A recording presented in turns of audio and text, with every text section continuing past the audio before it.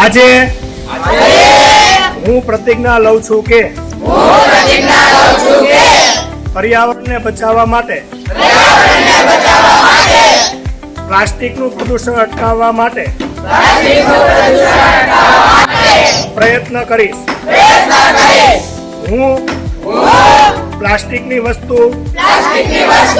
વાપરીશ નહીં. બજારેથી પ્લાસ્ટિકમાં વસ્તુઓ લાવીશ નહીં અને હંમેશા ઘરેથી બેગ લઈને ખરીદી કરવા જઈશ. પ્લાસ્ટિક આપણા માટે એક મોટું જોખમ ઉભું કર્યું, માનવજાત માટે જ નહીં પણ એની સિવાય તમામ સજીવો માટે.